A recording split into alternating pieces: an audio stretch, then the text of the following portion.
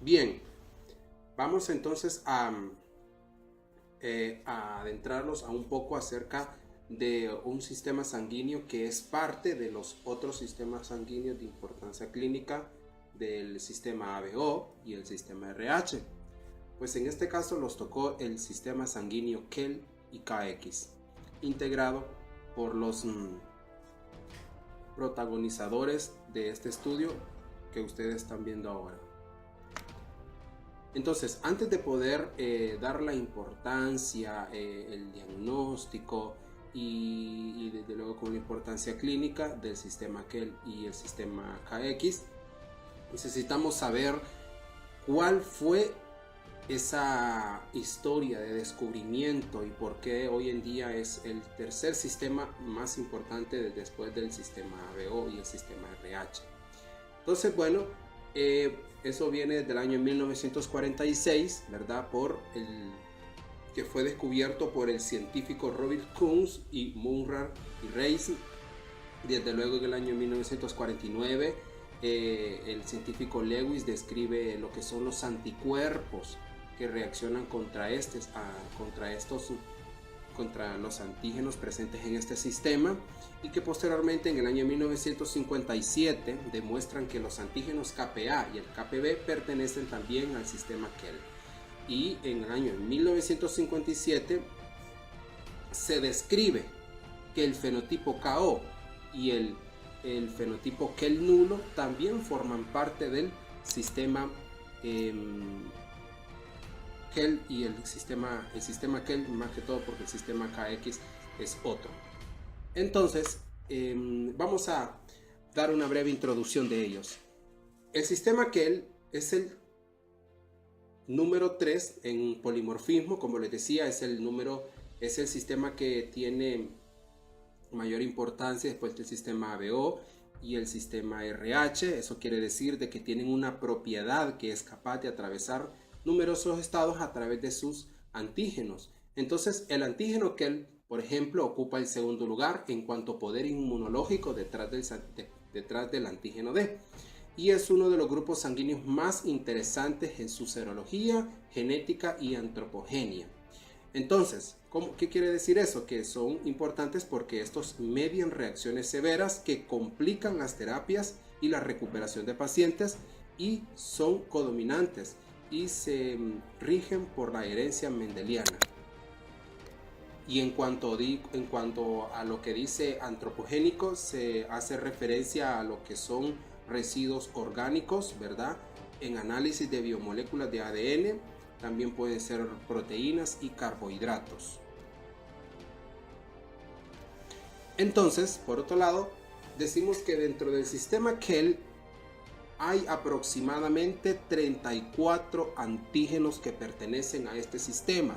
Cuando nosotros decimos la palabra sistema, estamos refiriéndolos a un conjunto de componentes que forman parte de este.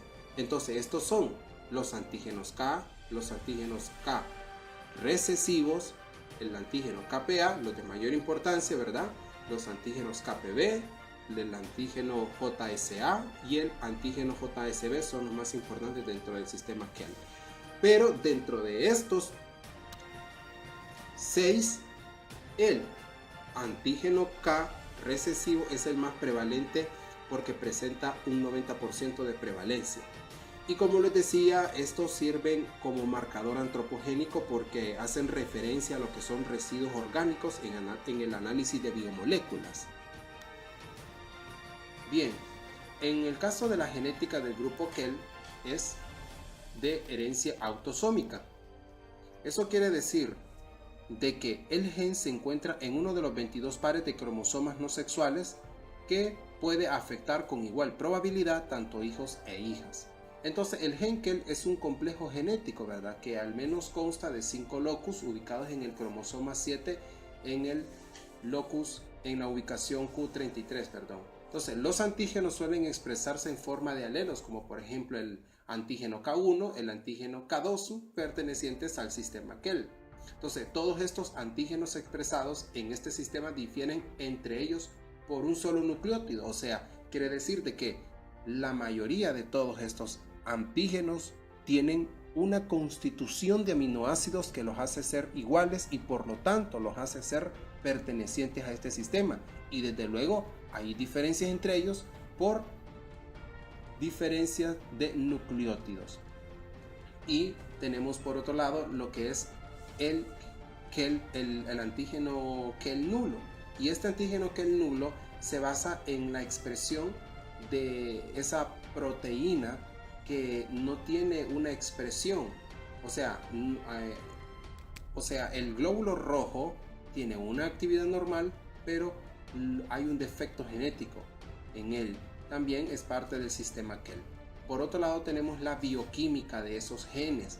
Esos genes, la bioquímica refiere a que son glicoproteínas del tipo 2 y es la molécula de transporte para el antígeno Kel. Entonces, los sistemas Kel y el sistema KX se interrelacionan debido a que la proteína Kel, donde se ubica el antígeno Kel, de luego, y la proteína KX, donde se ubica lo que es el antígeno KX, se encuentran unidos de forma covalente por puente disulfuro. Esa es la unión, ese es el enlace covalente que los une uno del otro. Entonces, estos enlaces son importantes para mantener la integridad de estos antígenos.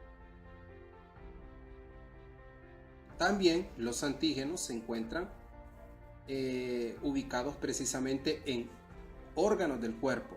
Entonces, los sistemas Kel y KX se encuentran presentes en los glóbulos rojos en mayor proporción y en los testículos en el caso de los varones, pero es menos frecuente en cerebros, tejido linfoide, en el corazón y en el músculo esquelético.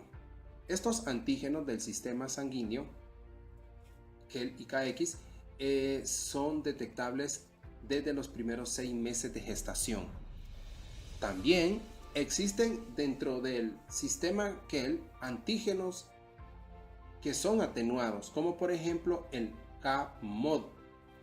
Y este tipo de antígeno puede ser estudiado por medio de pruebas de absorción y elusión que son útiles para poderlos detectar. Entonces, todos estos antígenos son sensibles al tratamiento con reactivos de sulfidrilo, como por ejemplo el 2-mercaptoetanol y el ditiotreitol. Y también el bromuro de 2-aminoetilsotiuronio. Y por eso dentro de los antígenos de este sistema hay otros que pueden comprender, como por ejemplo el antígeno LWA, el DOA, el antígeno DOB y el YT. Entonces, estos antígenos son de menor frecuencia, ubicados en el cerebro, en el tejido linfoide, en el corazón y en el músculo esquelético. Bien, por otro lado tenemos el sistema sanguíneo o el grupo sanguíneo KX. Entonces, este sistema sanguíneo es muy diferente al sistema que hemos venido hablando. Y este es un sistema muy simple, tan simple que solo está constituido por un único antígeno, que es el antígeno KX, así como se llama también su sistema. Entonces, es un sistema que también es de carácter proteico, pero la función de ese sistema aún es desconocida, pero se supone que se está postulado como un sistema de transporte. Entonces, este sistema se han descrito en alteraciones transfuncionales tardías, ¿verdad? Eso es importante porque causa alteraciones transfuncionales tardías, donde se desarrollan lo que son sintomatología neuromuscular cardíaca, conocida como el síndrome de McLeod, que posteriormente vamos a estar hablando más acerca de él. Y serológicamente existen ausencia de lo que es el antígeno KX y una débil expresión del antígeno Kel. Entonces, bien, al hablar de una serotipificación, vamos a encontrar una ausencia de los antígenos KX a través de anticuerpos. Y en el caso de los antígenos Kel, que es del sistema Kel, vamos a encontrar una expresión muy débil, y es por eso la importancia serológica de ellos. Entonces, como ustedes pueden ver aquí, en estas imágenes tenemos en imagen número 1, en la estructura número 2, que esa es la estructura del antígeno Kel, que es el que tiene mayor importancia. Ustedes pueden ver de que es un antígeno que únicamente solo traspasa la membrana del glóbulo rojo por una sola vez, pero tiene una complejidad molecular mayor a nivel extracelular del glóbulo rojo, o sea, el constituyente de aminoácidos de mayor predominio es a nivel extracelular, extracitoplasmático. Entonces, por otro lado tenemos que los principales grupos sanguíneos o grupos eritrocitarios también están el sistema Kell. Dentro de ellos ustedes pueden ver ahí que los antígenos más importantes son el antígeno K, el antígeno K recesivo, el KPA y el KPB. Y como pueden ver también, los del sistema Kell, los antígenos del sistema Kell también son capaces de poder causar una reacción hemolítica transfuncional y enfermedad hemolítica del recién nacido. Ahora bien, en cuanto al OSI, eso quiere decir de que dentro del sistema Kell hay un orden y ese orden es clasificado en locus. Entonces, en cuanto a la importancia de cada uno, del primer locus tenemos el antígeno K y el antígeno K recesivo. Segundo locus tenemos el antígeno KPA y el antígeno KPB. Tercer locus tenemos el antígeno JSA, el antígeno JSB, y dentro del cuarto tenemos el K11 y el K17. Y en cuanto a la portabilidad del alelo K, que muestra la imagen número 4, se denomina K positivo, es decir, Kell positivo. Mientras que si se porta el fenotipo 2K recesivo, la hablaremos de un Kell negativo. Entonces esto quiere decir de que siempre y cuando haya un antígeno K dominante, ya sea K mayúscula, 2K mayúscula o una K mayúscula y K minúscula, en ese caso va a haber una expresión a nivel de membrana del glóbulo rojo de antígenos Kell. Pero en el caso de que sea una expresión fenotípica de tipo recesiva, como por ejemplo K minúscula y K minúscula, ahí el sistema Kell no se estará, el sistema Kell, o sea, los antígenos Kell no se estarán expresando. Entonces, de acuerdo a la importancia clínica de estos sistemas antigénicos sanguíneos, es que pueden causar lo que son reacción hemolítica transfuncional inmediata y tardía. El síndrome de McLeod, que este es más que todo para el sistema KX, y la reacción hemolítica transfuncional tardía se ve más que todo vinculada con el sistema KX. Ahora, la reacción hemolítica del recién nacido o reacción hemolítica transfuncional inmediata se ve vinculada con el sistema Kell.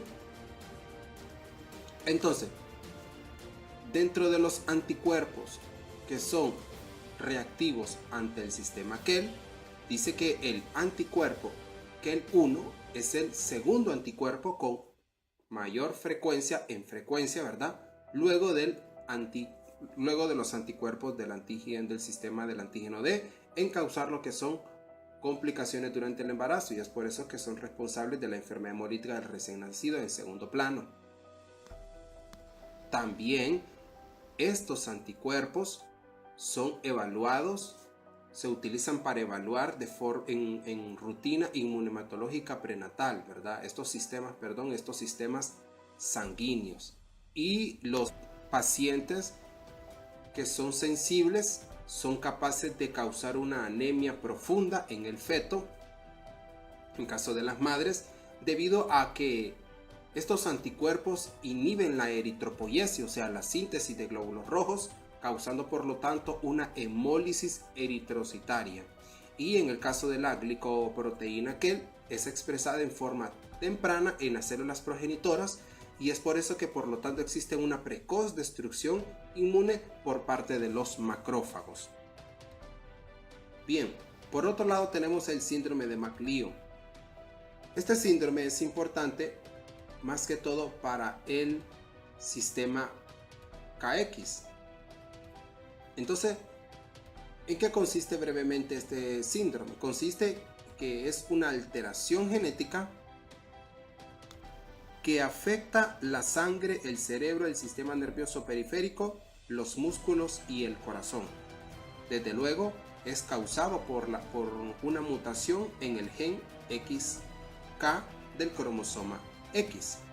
Entonces, por lo tanto, es responsable de la proteína KX en la superficie de los glóbulos rojos. Bien, el fenotipo McLeod consiste en la expresión débil de los antígenos KEL ligada al cromosoma X. Este sistema entonces fue descubierto en el año de 1961 en un estudiante de odontología de la Universidad de Harvard llamado Hugh McLeod, que fue a donar sangre y fue por eso quien se le dio el honor de ser nombrado así este síndrome. Entonces, ¿cuáles son las implicancias clínicas de este síndrome? Bueno, precisamente los signos y síntomas que incluyen son neuropatía periférica, miocardiopatía y anemia hemolítica.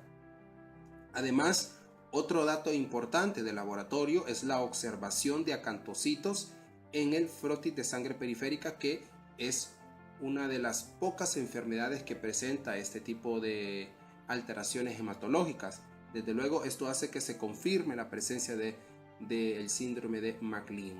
Entonces, el síndrome de McLeod más que todo lo sufren los varones. ¿Por qué? Porque este fenotipo tiene una herencia ligada al cromosoma X, y eso hace que solamente lo pueden sufrir los del sexo masculino. Por el síndrome McLeod es un fenotipo que consiste en la expresión débil de un antígeno, de los antígenos KEL, que estos se ligan con el cromosoma X. Entonces, como hay una expresión débil, al haber la unión con el cromosoma Y, entonces, por lo tanto, la herencia se verá abortada o se verá con complicaciones posteriores. Y es por eso que se creía que el rey Enrique VIII de Inglaterra, en el año de 1509, se creía que este rey tenía el síndrome de McLeod, porque él era incapaz de poder tener hijos varones que él tanto deseaba. Y es que se cree, según estudios que se hicieron en el 2011, que como al haber una expresión débil del cromosoma X, ese cromosoma tenía que expresarse por doble para poder haber una expresión algo correcta.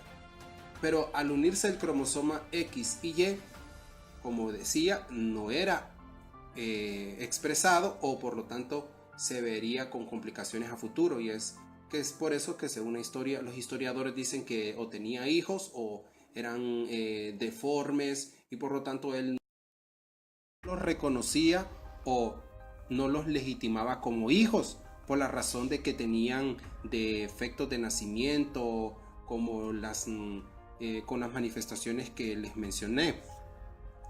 Entonces, según los historiadores, dicen que él solo era capaz de tener hijas en buenas condiciones, y cuando se decía que tenía hijos, o las mujeres que él tenía abortaban, y es por eso que era un rey que tenía muchas mujeres, aparte de la reina Catalina de Agarón, que era con quien le dificultaba tener hijos sanos. Y es por eso que se dice que el síndrome de McLeod precisamente lo sufren los varones, y las mujeres son las responsables de la portabilidad de esta aberración genética.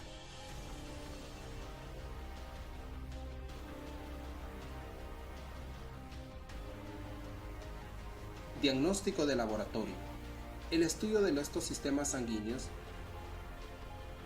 se puede hacer mediante las pruebas de Kunz indirecto y panel. También utilizando una fenotipificación y basándose además de valores de bilirrubina y títulos de anticuerpos para poder precisar una anemia fetal.